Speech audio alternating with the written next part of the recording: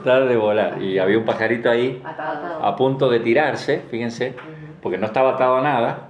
Él tiene la libertad, como quien dice, de volar. El problema es que no tiene las alas, digamos, para hacerlo, ¿no? ¿Quién de los que están acá trabaja? 1, 2, 3, 4, ¿no? Boivi tampoco, o tampoco, ¿no?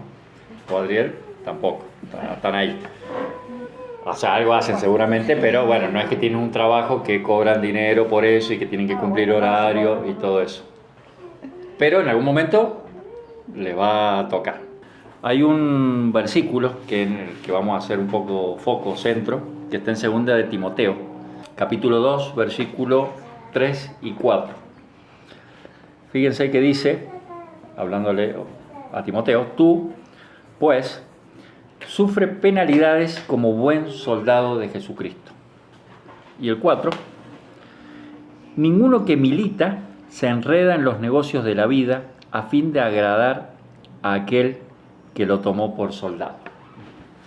Yo ya me estoy imaginando el pajarito ese medio enredado ahí en sus cosas, ¿no?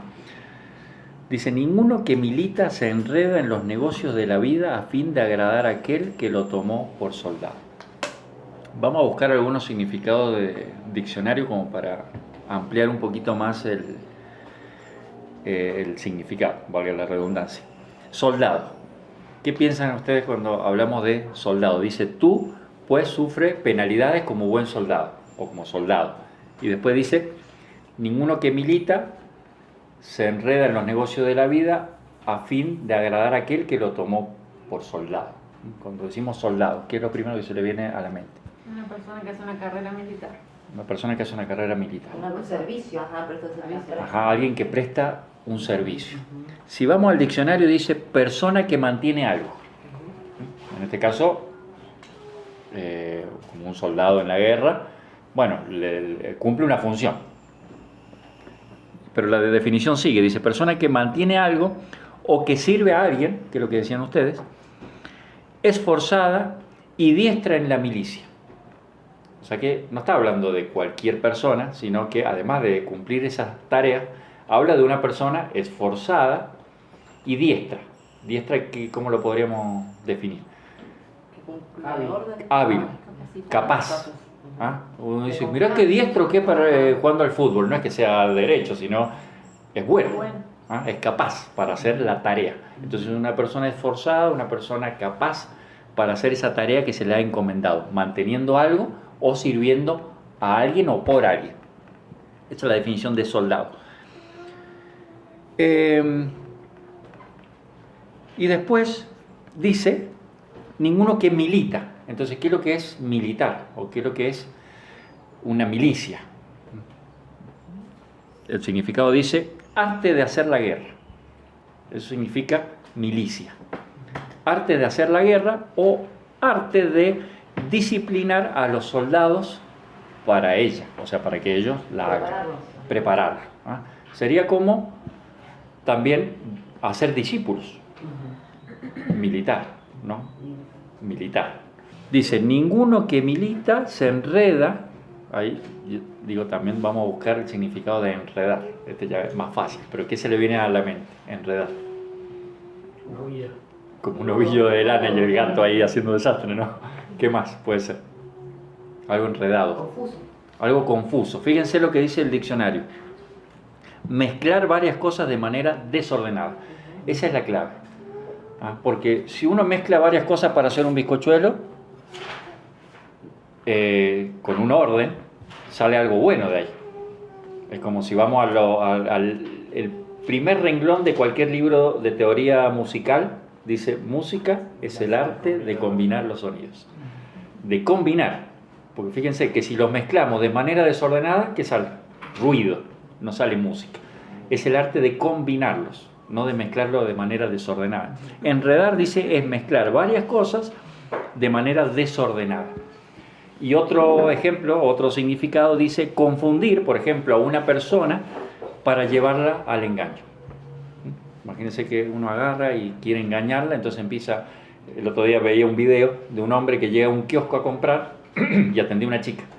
Entonces el hombre le pide una cosa, le pasa un billete de 1000, se ve todo eso por la cámara, le paga, la chica le da el vuelto, cuando le da el vuelto él se lo devuelve y dice dame tal cosa y después la enreda, le hizo un lío y después le dice no, pero si yo ya te pagué, ¿te acordás que te di? Pum, y la chica al final le termina dando el vuelto y los 1.000 pesos, porque la enredó, la confundió de tal manera que logró engañarla. Entonces, enredar, dice, ninguno que milita, ya sabemos lo que significa, se enreda, se deja engañar, se deja confundir. Dice, por los negocios o en los negocios de la vida. Negocios, ¿qué es lo que es negocio? Vamos al significado. ¿Qué se les viene a la mente? Y algo que produce, que te deja un rédito. Algo que produce. Una actividad lucrativa. Una actividad lucrativa. Fíjense que, suponete que yo le digo a Germán, che, vos cortame el pasto de casa y yo te arreglo la puerta de la tuya. Una transacción. Donde Claro. salimos ganando. Sí, pero eso no es un negocio, eso es un trueque. ¿Ah? Cambiar producto por producto o producto por servicio o servicio por producto es un trueque. Pero un negocio es cambiar dinero por servicio, producto o cualquier otra actividad. Entonces el negocio está el dinero de por medio. Ahí es la diferencia para que se entienda. Entonces, ya sabiendo un poco algunos significados más profundos, podemos decir, dice, ninguno que milita, ninguno que quiere ser parte de esta batalla espiritual, ¿m? O que quiere formar a otros para esa batalla, se deja engañar, dice, por los negocios de la vida o en los negocios de la vida, intercambiando, recibiendo dinero, claro, recibiendo dinero, pero dejando de hacer lo importante, porque el resumen del versículo es, a fin, o sea, el final de todo esto que le está encargando Pablo a Timoteo, es que agradezca a aquel que te llamó por soldado. O sea, imagínense que alguien convoca a un soldado, el fin de ese soldado es agradarlo a él, por lo menos cumplir todo lo que él le mandó. Entonces dice, si vos te enredás en los negocios de la vida, no vas a poder agradar nunca al que te llamó, al que te tomó por soldado, que es, en nuestro caso, Dios. Entonces, hoy quería hablar yo, por eso les decía que el título por ahí es más amplio, pero puntualmente del trabajo del creyente. Del trabajo mal llamado secular. ¿Han escuchado el término? Secular. De acá es donde surgen malas interpretaciones, ¿no? Hay gente que dice, uno le pregunta, ¿en qué trabajas vos? Como hice la pregunta yo recién, y te dicen, mira, en mi trabajo secular yo hago tal cosa. Soy mecánico, pintor, preceptora, lo que sea, ¿no? Y después mi trabajo espiritual o mi ministerio, yo sirvo al Señor en esto. Y hacen una división. Entonces el primer punto, y es muy importante, es que nuestro corazón, o sea, el corazón del Hijo de Dios, del creyente, no es fragmentable, no se fragmenta. Nuestro corazón es uno solo. No podemos hacer esa división, porque de acá se desprenden los bipolares espirituales o los esquizofrénicos espirituales, ¿no? Que son esas personas que tienen doble ánimo, doble moral, doble vida, y yo he conocido personas que en la iglesia son un amor, sábado y domingo, mira cómo trata a los hermanos, mira cómo colabora, mira cómo ofrenda, mira cómo pone esto, que pum, que pa, y en la fábrica, por decir que trabaja en una fábrica, en el trabajo, es un no, los empleados no lo quieren, los insulta, no, es que si no te pones firme, acá te pasan por arriba.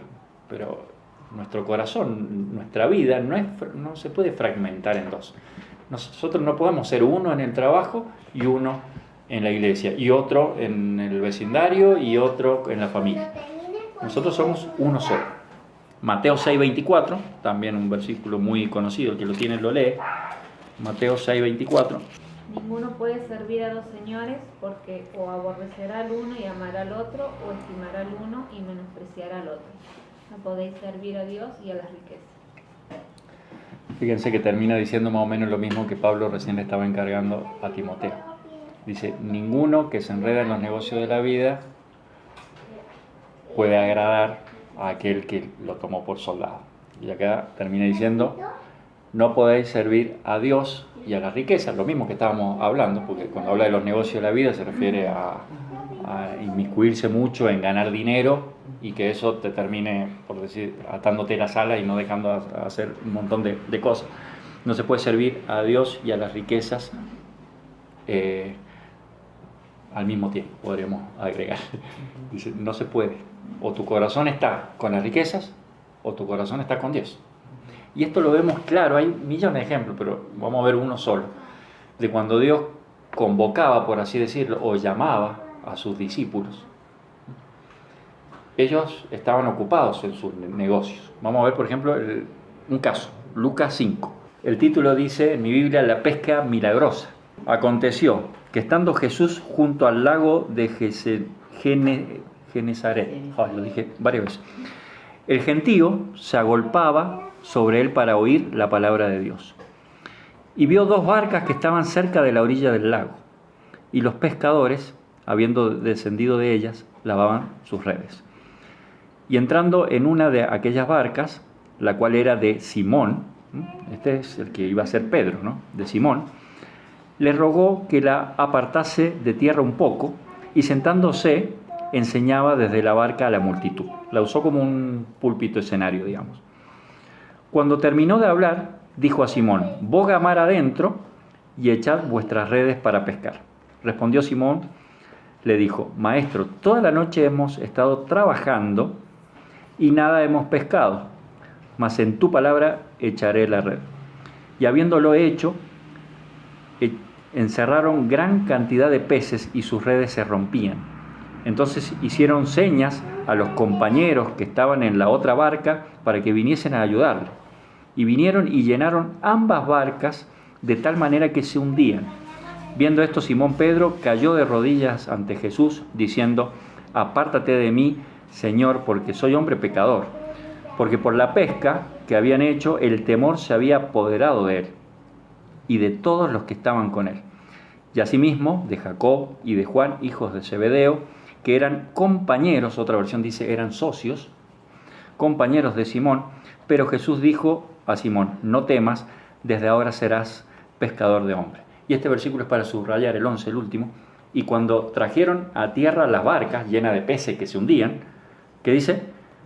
Dejándolo todo, le siguieron. Dejándolo todo. Recién decíamos, no se puede servir a Dios y a las riquezas, a los negocios, estar enredados en los negocios de esta vida y a Dios. Fíjense que ellos estaban trabajando, tenían un negocio, tenían una pyme, un mini emprendimiento, ellos pescaban y cambiaban después el pescado por dinero. El Señor Jesús se les acerca, después de hablarle a una multitud. Yo creo que esta fue la primera vez en realidad que Él alimentó a una multitud, porque Él usó la barca de escenario, había una multitud que escuchó el mensaje que Él acababa de dar, le volvió a decir a Pedro que meta otra vez la barca y que pesquen. Él le dijo, hemos pescado toda la noche, pero en tu nombre lo vamos a hacer. Lo hicieron y pescaron, que las 2 barcas se hundían y las redes se rompían. Y las barcas las sacaron después a la orilla, dice, a tierra, y dejándolo todo, le siguieron. El Señor Jesús después se fue a sanar a un leproso. Y me imagino qué pasó con 2 barcas llenas de peces. La gente que había estado ahí, me imagino que se sirvió. Me imagino, una conclusión que no está, pero es muy probable, porque dice, es claro, dejándolo todo, le siguieron. Entonces, es un claro ejemplo, hay muchísimos más, podremos ver de varios, pero solamente con este creo que alcanza, como una persona que estaba ocupada, enredada en los negocios de la vida, a partir de tener un encuentro con Jesucristo, Él lo dejó todo y le siguió. Y hay algo para aclarar, que Él lo deja, podremos decir, en su mejor momento, porque Él esa noche no había pescado nada. Y es fácil dejar algo que no pasa nada. ¿Me imaginas un trabajo? ¿Ah? Que no funciona. Claro, un trabajo que no funciona. Bueno, sí, lo voy a dejar por el Señor. Hemos conocido casos así, ¿no? Que uno busca espiritualizar todo, entonces no, nos vamos a ir a vivir a tal lado y allá vamos a servir al Señor, y en realidad el trasfondo es que acá se quedó sin trabajo, le pasó esto, le pasó aquello, y allá tiene familia o el lugar es muy lindo, entonces uno lo espiritualiza. Pero acá ellos dejaron todo, su negocio, en el mejor momento. Nunca en la vida habían pescado de tal manera, a tal punto que él estaba tan asombrado que cuando el Señor se acercó le dijo, no te acerques porque yo soy pecador. O sea, estaba conmovido de lo que acababa de ver y no era para menos. Cuando una persona verdaderamente conoce a Jesucristo, lo deja todo para seguirle. Lo deja todo. Pero hubo un caso donde Pedro vuelve a pescar. ¿Se acuerdan? ¿Cuándo vuelve Pedro a pescar? Cuando muere. ¿Cuándo? Cuando muere. Cuando Jesús muere, cuando se aparta de él, en realidad. Porque no fue la muerte en sí lo que lo hizo volver a Pedro. Fue cuando él niega a Jesús. ¿Se acuerdan? Que él le dijo en la cena, así, le dijo, el Señor, uno de ustedes me va a negar. Y él saltó como siempre, Señor, yo nunca te voy a negar, yo hasta la muerte y qué sé yo. Y el Señor le dijo, me vas a negar. Y él lo negó. Y esa noche, ¿qué pasó con Pedro? Lloró amargamente. Se pasó toda la noche llorando amargamente. Después que el Señor Jesucristo resucita, se le empieza a aparecer a varios de los discípulos y lo va a buscar a Pedro, que no solo había vuelto a enredarse en los negocios de la vida, sino que había arrastrado a varios. A Jacobo y a Juan, a los hijos de Zebedeo, que eran sus socios, lo había llamado, che, mira, el Señor ya se murió, no sé, volvamos a nuestro negocio. Entonces el Señor lo va a buscar. Entonces, no sé si lo captan tan clarito, ¿no? Pero a partir de que una persona conoce a Jesucristo, su vida cambia a tal punto de que es capaz de dejarlo todo por seguir a Jesús. Pero cuando uno deja a Jesús, es clarito cómo vuelve otra vez a sus negocios. Esa parte está, creo que en Lucas 21. Vamos con el segundo punto. ¿Se acuerdan cómo es el primero? Nuestro corazón no se fragmenta, es uno solo. Es uno solo. O lo ponemos para Dios o lo ponemos para la riqueza. Punto. El punto número 2. ¿Cuál es el verdadero motivo de nuestro trabajo? ¿Cuál es nuestra motivación? ¿Por qué lo hacemos? ¿Cuál es el verdadero motivo? Vamos a ver qué pasaba en Pablo, que es el que estamos acá usándolo como modelo, por así decirlo. Hechos 18. El que lo tiene. Hechos 18 del 1 al 5. Y después de estas cosas, Pablo salió de Atenas y fue a Corinto.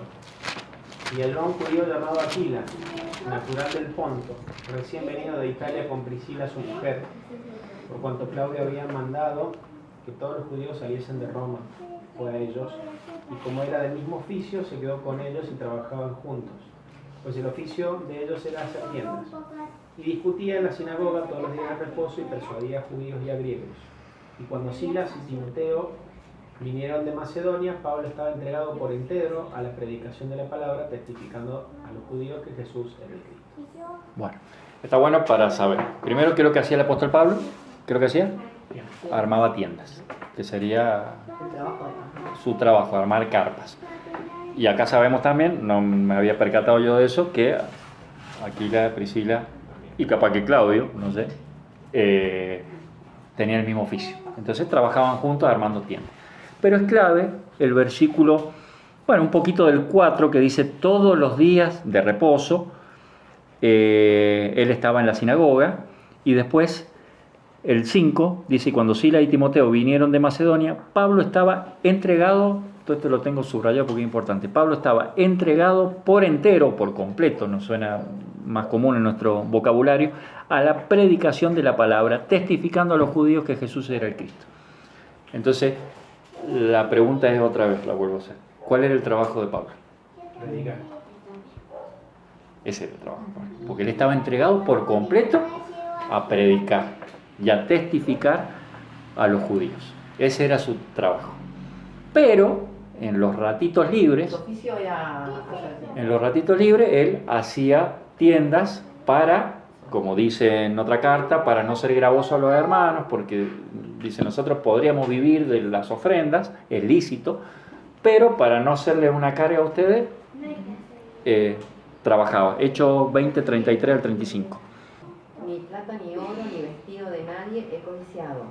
Ante vosotros sabéis que para lo que me ha sido necesario a mí y a los que están conmigo, estas manos me han servido. En todos os he enseñado que trabajando así se debe ayudar a los necesitados y recordar las palabras del Señor Jesús que dijo, más bienaventurado es dar que recibir. Fíjense, está bueno porque si Pablo codiciara o hubiese codiciado plata, oro o vestido, como empieza acá diciendo, su trabajo tendría que haber sido seguramente hacer tiendas. Le encajaría más. Pero como su trabajo era otro, en realidad, era predicar, era testificar, él estaba abocado a eso y en los tiempos libres, como decíamos recién, trabajaba y su trabajo también servía, como dice en el 34, estas manos me han servido, dice, tanto a mí como para los que están conmigo. Dice, y en todo esto os he enseñado que trabajando así se debe ayudar a los necesitados y recordar las palabras del Señor Jesús, que más bienaventurado es dar que recibir. O sea que, decíamos, el punto 2, ¿cuál es el verdadero motivo de nuestro trabajo? O cuál debe ser la motivación. Y es justamente esta, la que tenía el apóstol Pablo, ¿no? Ayudar a los demás, también a los nuestros, como dice 1 Timoteo 5:8, sí, 5:8, quien no provee primero para los suyos, dice, es peor que un incrédulo y ha negado la fe. O sea, supongamos que Pablo hubiese sido casado, era soltero, pues suponete que hubiera sido casado y que hubiera tenido hijos, y se la pasaba todo el día predicando en la sinagoga y el hijo no tenía ni para qué comer. Dice, hubiese sido peor que un incrédulo y hubiese negado la fe. Cualquiera le hubiera dicho, ¿qué venía a predicar hoy? Tu hijo se está muriendo allá. Entonces dice, quien no provee primero para los suyos. Después el apóstol Pablo por eso aconsejaba que, dice, el que quiere servir a Dios de manera o tiempo completo es mejor que no se case, justamente para poder hacerlo. Entonces, la verdadera motivación, por supuesto, es no enredarse, como bien hacía Pablo. Fíjense que él no estaba enredado, él tenía todo el tiempo disponible para servir al Señor, para predicar y para todo. Y cuando tenía tiempo libre, trabajaba mal llamado de manera secular, por así decirlo. El Hijo de Dios, anoté acá, debe apuntar a tener un trabajo que no lo enrede en los negocios de la vida. Debe apuntar, que no es lo mismo que tiene que tener, porque a veces no se puede, pero sí debe apuntar a que sea así. La pregunta es, el que considera que tiene un trabajo que realmente lo ata en cuanto a horario o en cuanto a esto, ¿le ha pedido a Dios para que sea distinto? Se lo debe pedir a Dios, anoté Santiago, con el versículo conocido, Santiago 4:3. Pedís y no recibís porque pedís mal para gastar en vuestros deleites, ¿no? Muchas veces nosotros le podemos pedir un trabajo a Dios, decir, Señor, me gustaría trabajar un poco menos horas. Tenemos que estar dispuestos a dos cosas. Una, como decía el Germán, a conformarnos con lo que el Señor nos da, que puede ser poco, puede ser mucho, pero saber vivir y estar dispuesto a nosotros cumplir también cuando el Señor nos los dé. Porque muchas veces el Señor no nos da algo porque sabe que cuando nos los dé lo vamos a gastar, dice, en vuestros deleites. Entonces estamos 5 años orando para que el Señor nos dé un mejor trabajo y cuando nos los da, ahora tenemos un montón de tiempo para mirar toda la serie de Netflix, por ejemplo, y no es que esté mal, pero digo, nosotros tenemos que también saber responder a eso, para que el Señor nos los dé. Dice, porque ustedes piden y no reciben porque piden mal. Cuando empiecen a pedir bien, van a empezar a recibir. Bueno, saltamos al último punto, porque no se haga tan largo. Nuestro corazón no se fragmenta. ¿Cuál es el verdadero motivo de nuestro trabajo? Y el tercer, ¿cómo hacemos nuestro trabajo? Esto es importante también. ¿Cómo hacemos nuestro trabajo? Colosenses 3, 23 y 24. Y todo lo que hagáis, hacerlo de corazón como para el Señor y no para los hombres, sabiendo que del Señor recibiréis la recompensa de la herencia, porque a Cristo el Señor servís. Está bueno, porque dice el punto cómo hacemos nuestro trabajo. Dice, ustedes todo lo que hagan, acá volvemos al punto 1, no hay manera, la Biblia no entiende, por eso no lo explica así, que uno se pueda fragmentar. Por eso dice todo, no dice cuando vos estés en la iglesia, cuando estés... Y eso pasa, porque yo he escuchado muchas veces hermanos que todo lo que es espiritual lo hacen y lo quieren hacer como para el Señor. Entonces decir, no, uno como músico tiene que prepararse, hay que venir a ensayar porque es para el Señor, está perfecto. Pero después en el mundo o en el trabajo hacemos las cosas mal. Dice, ustedes todo lo que hagan, lo hagan como para el Señor. Entonces cada uno en su trabajo sacará cuenta y pensará cómo lo hace. Yo sé, por ejemplo, que ella misma, el desayuno parece que está hecho como que se lo entrega para el Señor, ¿o no? Sinceramente, a ver, alguien puede decir lo contrario, ¿no? Es así, porque está el último detalle que no se doble, perfecto, ¿no? Y yo también tengo que pensar lo mismo. O sea, alguien me trae un auto, por ejemplo, para arreglarlo, y yo cuando me pongo a trabajar en él tengo que pensar que el que viene manejando es el Señor. Y si yo vendiera autos, por ejemplo, tengo que pensar que al que se lo voy a vender es el Señor. Y no le puedo vender cualquier cosa. No le puedo arreglarlo así nomás, porque es para el Señor. Entonces, cuando nosotros tomamos esa conciencia, yo creo que todo cambia. Todo cambia. Porque lo estamos haciendo ni más ni menos para aquel, como dice el versículo 24, sabiendo que del Señor vamos a recibir la recompensa. ¿Ah? Porque ese cliente me puede pagar a mí dinero. Nada más. Pero la recompensa de todo lo que nosotros hacemos, dice, sea bueno, sea malo, sea en lo secular, que nosotros creemos que parece que el Señor ahí no se mete, no, Él está metido en todo. Nosotros somos hijos de Dios y somos la iglesia de lunes a lunes, como dijo Fernando Marco, ¿no? No somos una iglesia de sábado y domingo, somos de lunes a lunes. Entonces, si nosotros pensamos que ese cliente es el Señor, o ese alumno, en el caso de que alguien que trabaja en la escuela, ese padre que viene enojado, es el Señor. Y sabemos que de Él va a venir la recompensa, seguro que lo haríamos de manera distinta. Calidad, ética, el carácter nuestro en nuestro trabajo es fundamental, como hijos de Dios. Proverbios 12, 24. La mano de los diligentes señoreará, mas la negligencia será tributaria. Y el otro que es muy parecido, el 22-29 dice, ¿has visto hombre solícito en su trabajo? Delante de los reyes estará, no estará delante de los de baja condición. Fíjense que ahora hay mucho, prendemos el tele, despidieron 6.000 personas en tal lado, 8.000 acá, 10.000, hay todo como un miedo. La pregunta es, ¿alguien solícito en su trabajo, como veníamos hablando recién, alguien que hace las cosas como para el Señor, debería tener miedo? No, porque dice la palabra de Dios, dice, ¿has visto hombre solícito? Dice, se va a sentar con los reyes, no va a estar con los de baja condición. Y esto es como parte de la siembra y la cosecha, o sea, es una consecuencia directa. Voy a hacer las cosas bien, que por ese lado va a obtener bendición.